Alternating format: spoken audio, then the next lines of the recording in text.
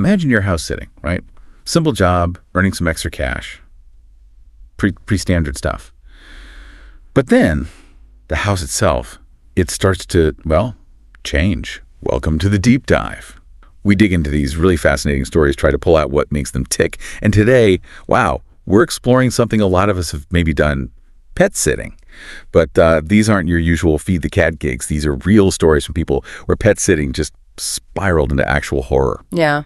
So our mission today, we're going to unpack these pretty terrifying true experiences, look at the really inexplicable stuff, and explore the psychological impact, what it does to someone. We've got 3 stories, and they definitely escalate in creepiness. Makes you ask, what happens when your basic sense of safety just completely disappears? I got to say, I'm really hooked by these accounts. They're stranger than fiction. And what's so insightful, I think, is how they pull apart that trust we have in places that should be safe. Yeah. They really highlight our vulnerability, especially in unfamiliar spots. And also the power of intuition, right? That gut feeling and that chilling moment when logic just fails. These aren't just ghost stories. They're like case studies in how our feeling of security can just crumble. Okay, so let's jump right into our first story. Yeah. This one's from a college student. She's in her 20s. Yeah. And she knows animals, right? Worked at a shelter. She's pet sitting for this family. Seems well off. They have 4 cats. They go away for 2 weeks every year. Mm-hmm.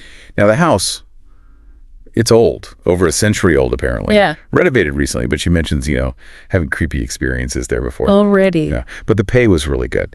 And this is important. Her home life was complicated. Toxic, she said. So this house-sitting gig, it was her annual escape, her break. Okay, so there's a real incentive to stay. Exactly. Yeah. Made her really reluctant to leave, even when things started getting undeniably weird. And that right there, that's classic cognitive dissonance, isn't it? Her need for the money, the escape, it creates this powerful internal push to just explain away anything strange. Her mind's actively resisting seeing the danger because going back home feels worse than staying in a creepy house. That need for escape becomes a blind spot, a big one. And it didn't take long for something really odd to happen. Yeah. Unignorable. So a few days in, her boyfriend visits. He'd actually slept there before, no problem. But this night, it's late, maybe midnight. Okay. He tells her he has this really bad feeling, like an unsettling, really bad gut feeling about the place. Urges her to leave with him. Wow. Okay, so his intuition is screaming. Yeah, but she dismisses it, says she'll be fine. But the second he walks out the door, the TV they were just watching turns on by itself. No way! Yes, and not to a channel, but to that, black and white static screen.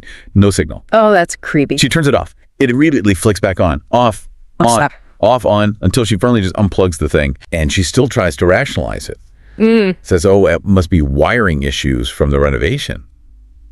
I mean, how far do you go to find a logical reason when things are clearly not logical? Well, pretty far, actually. When the personal stakes are that high, that's the cognitive dissonance kicking in hard, the boyfriend's gut feeling. That's a clear warning. But she filters it, then the TV happens, it's new, it's undeniable. It directly challenges that sense of control she's trying so hard to maintain. Yeah, you can almost feel that shift from trying to explain it away to just, okay, this is weird. And that just sets things up for the next night, which gets even more unsettling. Oh, great. Boyfriend's back. They're watching a movie, living room, first floor. Now, the house layout's a bit odd. The second floor is actually down. It's a basement level. Okay. Lower level. Right. Big living area down there, spare bedroom. And the stairs going down. Super creaky, kind of creepy. Naturally. So they're watching the movie, and suddenly they both hear it. Sounds from the basement. Like an infant crying. Oh, come on. But wait, her animal shelter brain kicks in. She thinks, aha, cats. Cats in distress can sound like babies. Okay, plausible, given her background. Right. So she does a quick head count. Only 3 cats. The youngest one, he's like 3, smaller, more energetic, he's missing. She figures, okay, it must be him, goes downstairs, finds him kind of stuck in the spare room down there, brings him up, movie resumes. Yeah. Crisis over, right? That's a perfect example of confirmation bias under stress. She had a theory cat crying. She finds a cat downstairs. Confirmation. It lets her push down that deeper unease. She wanted it to be the cat, so her brain finds the evidence, delaying the real chilling moment. And does that moment arrive? Later that night. She's fed the cats. They usually go nap in bedrooms after that. She and her boyfriend are in the kitchen now, closer to the basement stairs. The crying starts again, but this time more frequent and higher pitched and louder because they're closer. Okay. She panics. Still thinks maybe it's the cat again. Turns on the basement light, creeps down those creaky stairs calling his name. The crying gets louder as she goes down. Then the second her feet hit the basement floor, silence. Abruptly stops. Chills. She searches everywhere. Spare room, under the couch, every nook. Nothing. No cat. She says her heart was just pounding. Runs up those stairs faster than she ever has in her life. Bursts back into the kitchen. And her boyfriend's just standing there with this horrid look on his face. Oh, no.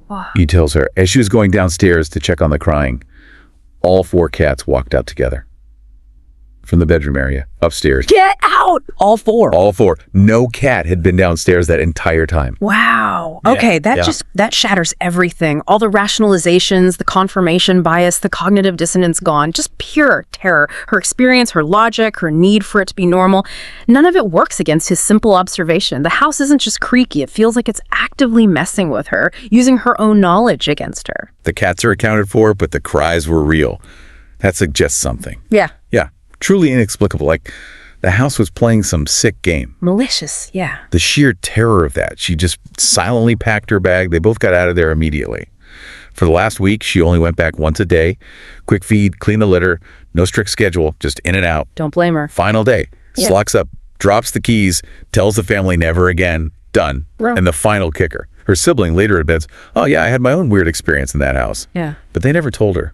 Didn't want to scare her off the job. Oh, that adds a whole other layer, doesn't it? Suggests a pattern, things being downplayed, maybe even concealed, not just by her, but by others. It really shows how wanting something, money, and escape, even wanting not to worry someone else, can make us ignore really clear warnings. It lets these unsettling things fester. Yeah, that first one really nails the terror of the inexplicable when logic just gives up. But okay, our next story. Equally unsettling, but the fear shifts. It's less unknown, more tangible, malicious, human. Right, a calculated threat. This involves Kelsey. She's 17, dog sitting for her mom's friend's dog, Willis. Just trying to make some extra cash. March 19th, 2016. She invites 2 older friends over, Haley, 23, and Sammy, 22. Make it less boring, you know? Makes sense. Safety in numbers, maybe. They're hanging out in this super cool sunroom, apparently. Drinking some vodka, smoking, just laughing, catching up for hours. Pretty relaxed. Okay, so you've got 3 young women, maybe judgment slightly impaired. Definitely. In a place they think is safe. That combination definitely sets up a vulnerability. Their guard is down. Totally. And then it starts, suddenly the phone rings and rings. They start getting a bunch of phone calls. Okay. Here's the detail. The house phone. It was supposed to be disconnected.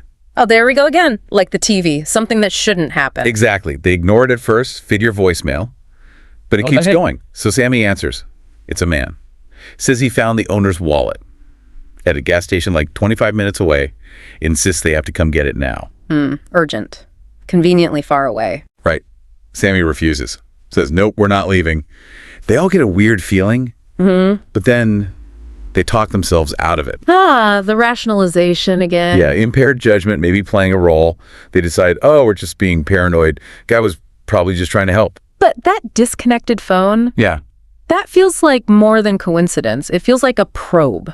Like someone testing the waters. Exactly. That's what's so insightful. It's not random. It's like reconnaissance. See who's there if they'll leave. Presenting a plausible excuse to get them out, that level of planning is chilling. Yeah. And the fact they talk themselves out of the weird feeling shows how easily we override our own instincts. So hours go by. They move from the sunroom into the living room for a movie. Quick layout detail. Sunroom's between the kitchen and living room, connects to the backyard pool area, door to the pool, no lock. Door between the kitchen, living room, and sunroom does lock, but they left it open. Why? For Willis, the dog. So he could use the doggy door to go outside. Yeah. They figure, safe neighborhood, plus, Willis will bark if anyone comes near him. Right. Famous last words in these stories, it seems. Totally. There's 3 a.m., and Kelsey gets that feeling, that unexplainable feeling that you're being watched. She says it became overpowering. Oh, I hate that feeling. She turns, looks toward the kitchen, and sees a dark mass hunched over. At first she thinks, maybe I'm seeing things, tired, the booze. Right. Self-doubt. Until the mass reaches into a cabinet, then it's undeniable. There's someone in the house. Oh my God. She nudges Haley. Haley looks, sees it, and just screams bloody murder. The dark mass whips its head around, looks right at Kelsey, and she sees only piercing blue eyes, lit by an orange lamp nearby. Everything else covered. Black hoodie, black pants, shoes, gloves, ski mask up to his nose. That visual, piercing blue eyes in the dark, that's incredibly specific and terrifying. The composure, too, not running immediately after the scream. Right, that's the thing, the calmness. And the dog, Willis, never barked. Okay, the dog not barking is a huge piece here. Why wouldn't he bark? Did the intruder know the dog? Use the doggy door quietly. Maybe distract him. We'll wait for the aftermath. But first, the confrontation. Sammy, the friend, just yells, "Get the F out." Pure adrenaline, I guess. Good for Sammy. And the intruder. He calmly closes the cabinet and slowly walks out the sunroom doors. Slowly, calmly, no panic. That's deeply unsettling. It suggests confidence, maybe even familiarity. It's terrifying. They call 911 immediately. Cops are there in like 3 minutes. They search, take statements, even stake out the house overnight. But Kelsey and her friends, they are gone. Left everything closed. Kelsey's car just fled. I would too, absolutely. They go back the next day to get their stuff, and they find clothes messed with all over the house and crumbs by the doggy door. Crumbs. Okay, so maybe Willis was bribed or distracted, which implies the intruder might have known there was a dog, maybe even known Willis. It points to planning, right? To this day, they have no idea who called, who the guy was, and Kelsey never went back. That level of composure from an intruder is just bone-chilling. It speaks to control, maybe experience. It's not just a break-in, it feels targeted. And the messed with clothes, the crumbs, they confirm it wasn't just a quick in and out. He was there, exploring. That violation of personal space, finding evidence he went through your things, that erodes your sense of safety in a way that lasts. Yeah, definitely leaves a mark. So we've had the truly inexplicable and the terrifyingly calm human threat. Our third story, though, this one involves Jeremy, Ringo the macaw, and missing clothes. This one escalates the violation again. It's not just an outside threat, it's an inside job almost, a breach of trust. Okay. This sitter is 28, a veterinary assistant, experienced professional. Her intel's online, for her house sitting side business. Seems legit. She gets contacted by Jeremy, guy in his late 50s, graying hair, mustache. Seems friendly. Seems. Keyword. Totally. He needs her to watch his pets. A huge macaw, like 20-something years old, named Ringo. Apparently Ringo often says daddy's home. Oh, that's going to be significant, isn't it? You know it. And also a cat named Casper. Jeremy offers $300 for the weekend. Pretty standard. But then, the instructions. He gives her a specific rule. Don't go into any other bedrooms upstairs. Just use the guest room where she's sleeping. That's it. Red flag number 1. Right there. Why the secrecy? That immediately creates unease. It's not about safety. It feels like hiding something. Sets a weird tone from the start. Definitely. She's also vegan, brings her own food. Maybe relevant later, maybe not. So first night, she settles in. Ringo's cage is downstairs in the living room. She sleeps with her bedroom door open. Wakes up to 2 loud cracking sounds. But thinks, giant bird downstairs, cage noises. Dismisses it. Okay, rationalization again. Plausible deniability. Second night, door open again. Wakes up to the sound of the bedroom door closing. She looks, it's shut, and she notes little to no wind to create a draft. Okay, that's harder to dismiss. That's direct interaction with her space. Getting weirder. Then she hears Ringo, the bird, downstairs, moving around talking, which is weird for the middle of the night. Yeah, birds usually settle down at night. That is unusual. The closed door, now the bird. The atmosphere is definitely changing. So she goes down to check on him. He's wide awake. As she gets closer, Ringo says it. Daddy's home. Oh boy, there it is. Right. She finds it odd and slightly unsettling, him saying that then. But she gives him a treat. He quiets down. She goes back upstairs. Back in her room, she grabs her phone, sees a text from Jeremy. Sent about an hour ago. Conveniently, right when she was downstairs dealing with Ringo. Let me guess. The text says, if Ringo makes noises in the middle of the night, it's normal, and to ignore it. Called it. That is textbook gaslighting. Pure psychological manipulation. It's designed to make her doubt what she just experienced. To undermine her perception, oh, that thing you found unsettling, totally normal. You're imagining things. And daddy's home.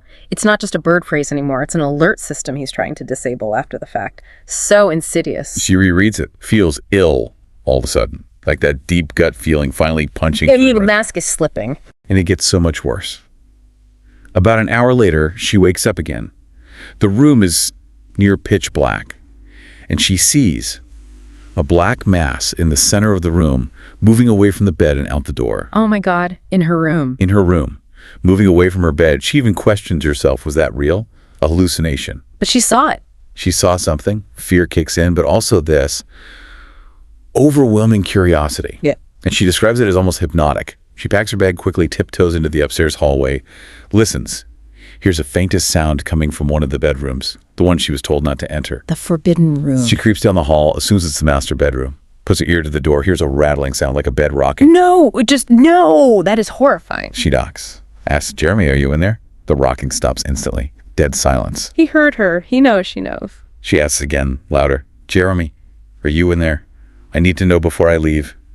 Still, nothing. Just silence. That's a complete violation. Trust, privacy, safety, all gone.